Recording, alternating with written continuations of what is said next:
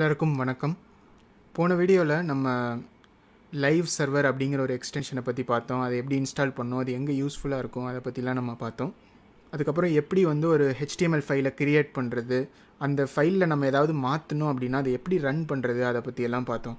இப்போ இந்த வீடியோவில் ஒரு HTML ஃபைல்னால் என்ன, அந்த ஃபைல் எப்படி இருக்கும், பேசிக்காக HTML ஃபைலோட ஸ்டார்டிங்லேருந்து நம்ம பார்க்க போகிறோம்.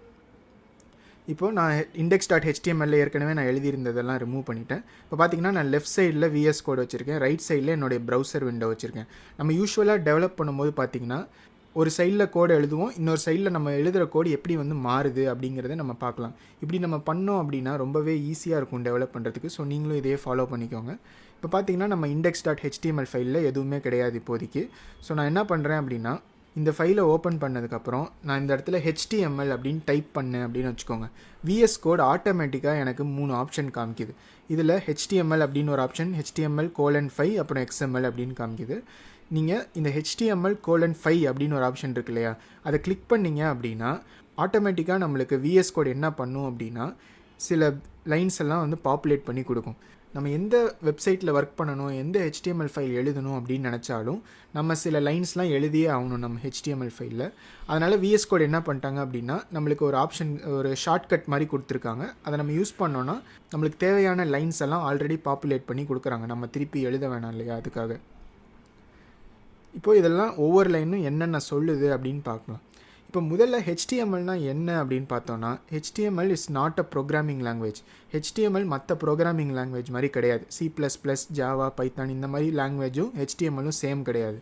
அதுவும் லாங்குவேஜ் தான், இதுவும் லாங்குவேஜ் தான். அதனால் ரெண்டுக்கும் என்ன டிஃப்ரென்ஸ் அப்படின்னு நீங்கள் கேட்டிங்கன்னா, HTMLல நம்ம மார்க்கப் லாங்குவேஜ் அப்படின்னு நம்ம சொல்லுவோம். இது ஏன் அப்படின்னு பார்த்தீங்கன்னா, HTMLல மற்ற லாங்குவேஜஸ் மாதிரி லூப்ஸ், இஃப் கண்டிஷன் இந்த மாதிரி எதுவுமே கிடையாது. நீங்கள் வேறு எந்த ப்ரோக்ராமிங் லாங்குவேஜ் எடுத்துக்கிட்டிங்கனாலும், ஒரு C++ஓ இல்லை C, ஜாவா, பைத்தான் இந்த மாதிரி எந்த லாங்குவேஜ் எடுத்துக்கிட்டிங்கனாலும் அதில் நிறைய சில காமன் ஃபீச்சர்ஸ்லாம் இருக்கும். உங்களுக்கு லூப்ஸ் இருக்கும், வைல் லூப், ஃபார் லூப் அந்த மாதிரி லூப் இருக்கும். அப்புறம் கண்டிஷனல் ஸ்டேட்மெண்ட்ஸ் இருக்கும், இஃப் ஸ்டேட்மெண்ட், எல்ஸ் ஸ்டேட்மெண்ட் அப்படிலாம் இருக்கும். இந்த மாதிரிலாம் இல்லாமல் HTMLல எப்பொழுதுமே பார்த்தீங்கன்னா உங்களுக்கு இந்த மாதிரி டேக்ஸ் இருக்கும். டேக்ஸ் அப்படின்னா ஒரு opening angular brackets, closing angular brackets, அதாவது less than and greater than symbol போட்டு அந்த சிம்பிள்குள்ளார ஏதாவது ஒரு நேம் இருக்கும். இந்த மாதிரி இருக்கிறத ஒரு டேக் அப்படின்னு நம்ம சொல்லுவோம், இல்லாட்டி ஒரு எலிமெண்ட் அப்படின்னு சொல்லலாம். இப்போ பார்த்தீங்கன்னா இதை VS கோட் இது என்ன அப்படின்னு சொல்லுது இல்லையா, அந்த டைட்டில் எலிமெண்ட் அப்படின்னு சொல்லுது. ஸோ ஒரு லெஸ் தேன் சிம்பிள், ஒரு கிரேட்டர் தேன் சிம்பிள்குள்ளார நீங்கள் ஒன்று எழுதுனீங்கன்னா அது ஒரு எலிமெண்ட் ஆர் டேக் அப்படின்னு நம்ம சொல்லலாம். ஏதாவது ஒரு டேகை நீங்கள் ஓப்பன் பண்ணீங்க அப்படின்னா, இப்போ நம்ம இது எழுதியிருக்கோம் இல்லையா, இந்த மாதிரி நீங்கள் ஏதாவது ஒரு டேகை எழுதுனீங்கன்னா அந்த டேகை நீங்கள் ஓப்பன் பண்ணியிருக்கீங்க அப்படின்னு சொல்லுவாங்க. அந்த மாதிரி நீங்கள் ஒரு எலிமெண்ட்டையோ இல்லை டேகையோ ஓப்பன் பண்ணிங்கன்னா அதுக்கு கரஸ்பாண்டிங்காக ஒரு டேகை நீங்கள் க்ளோஸ் பண்ணணும். க்ளோஸ் பண்ணுறது எப்படின்னா, அதே பேரில் ஒரு எலிமெண்ட்டை நீங்கள் எழுதணும், அதுக்கு முன்னாடி ஒரு ஸ்லாஷை நீங்கள் போட்டுக்கணும். இப்போ பார்த்தீங்கன்னா டைட்டில் அப்படின்னு ஒரு டேகை எழுதியிருக்கீங்க, அதனால் அது முடிஞ்ச உடனே ஸ்லாஷ் டைட்டில் அப்படின்னு நீங்கள் எழுதணும். ஸோ நம்ம C++ இல்லை C அதெல்லாம் நீங்கள் படிச்சிருந்தீங்கன்னா தெரியும், நீங்கள் ஏதாவது ஒரு ப்ராக்கெட் ஓப்பன் பண்ணிங்கன்னா அது ஆட்டோமேட்டிக்காக நீங்கள் க்ளோஸ் பண்ணணும் இல்லையா.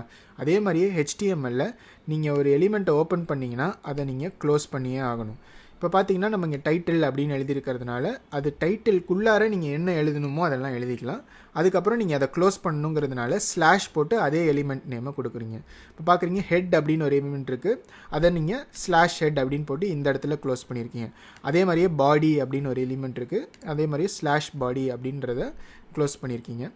மொத்த HTMLையும் நீங்கள் ஸ்டார்ட் பண்ணணும் அப்படின்னு நீங்கள் நினச்சிங்கன்னா ஃபஸ்ட்டு நீங்கள் என்ன பண்ணணுன்னா டாக் டைப் HTML அப்படின்னு நீங்கள் சொல்லணும்.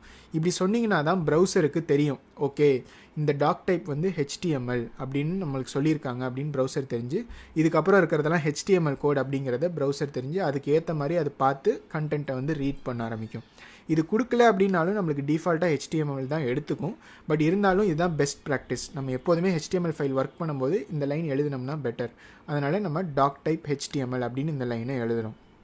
அதுக்கப்புறம் HTML அப்படின்னு ஒரு எலிமெண்ட் டேக் இருக்குது, அந்த இதை நம்ம போட்டு ஓப்பன் பண்ணிக்கணும். நீங்கள் எந்த HTML கோடு எழுதணுன்னாலும் சரி, ஃபஸ்ட்டு உங்களுக்கு இந்த HTML டேக் இருந்தே ஆகணும்.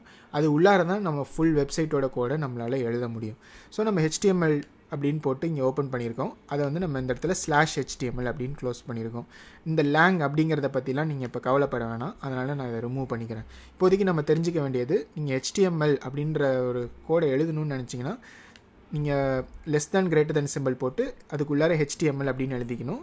கடைசியில் /HTML போட்டு நீங்கள் முடிச்சுக்கணும். அதுக்கப்புறம் பார்த்தீங்கன்னா இந்த HTML உள்ளார ஹெட் அப்படின்னு போட்டு ஓப்பனிங் அண்ட் க்ளோசிங் போட்டிருக்கீங்க. அதுக்கப்புறம் பாடி அப்படின்னு போட்டு ஓப்பனிங் அண்ட் க்ளோசிங் போட்டிருக்கீங்க. இதுவும் வந்து ரொம்பவே இம்பார்ட்டண்ட்டான ஒரு விஷயம். இது என்ன அப்படின்னு பார்த்தீங்கன்னா, இந்த ஹெட் அப்படின்னு இருக்கு இல்லையா, இதுக்கு உள்ளார தான் நம்ம இந்த வெப்சைட்டை பற்றி சில விஷயங்கள் எல்லாம் நம்ம ப்ரௌசருக்கு சொல்லலாம். அதாவது இந்த வெப்சைட் உள்ளார என்ன வரணும் அப்படிங்கிறதெல்லாம் நம்ம ஹெட்டில் எழுத மாட்டோம். ஜஸ்ட் இந்த வெப்சைட்டோட டைட்டில் என்ன, இந்த வெப்சைட்டை வந்து யாராவது ஷேர் பண்ணாங்கன்னா என்ன படம் வரணும், என்ன டைட்டில் வரணும், அதை பற்றிலாம் நீங்கள் சொல்லணும் ப்ரௌசருக்கு அப்படின்னு நினச்சிங்கன்னா அதெல்லாம் இந்த ஹெட் டேக் உள்ளார போடுவோம்.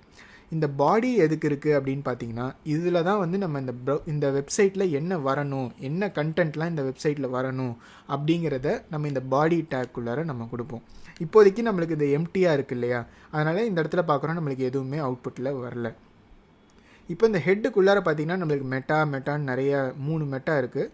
இதை பற்றிலாம் நம்ம லேட்டராக சில வீடியோஸில் பார்க்கலாம். அதனால் அதெல்லாம் நீங்கள் இப்போது ரிமூவ் பண்ணிக்கலாம். இப்போ இந்த ஹெட்டில் ஒரே ஒரு விஷயந்தான் இருக்குது, அதாவது டைட்டில் அப்படின்ற அந்த எலிமெண்ட் போட்டு நம்மளுக்கு டாக்குமெண்ட் அப்படின்னு ஒரு டைட்டிலில் நம்ம கொடுத்துருக்கோம். இது என்ன அப்படின்னு பார்த்தீங்கன்னா, நம்ம ஏதாவது ஒரு வெப்சைட்டுக்கு போகிறீங்க அப்படின்னு வச்சுக்கோங்க.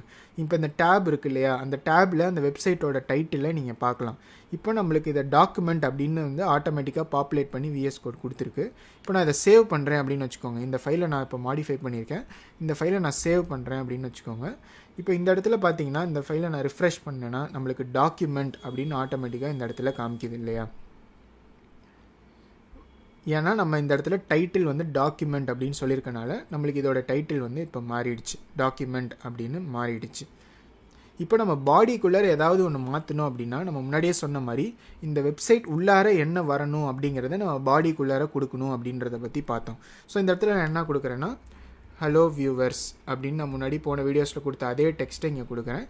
இப்போ நான் பார்க்குறீங்க Ctrl+S கொடுத்து இதை நான் சேவ் பண்ணுறேன். இப்போ பார்த்தீங்கன்னா ஆட்டோமேட்டிக்காக இந்த இடத்துல மாறி ஹலோ வியூவர்ஸ் அப்படின்னு வந்துருச்சு. நான் எதுவுமே ரிஃப்ரெஷும் பண்ணல, எதுவுமே பண்ணல.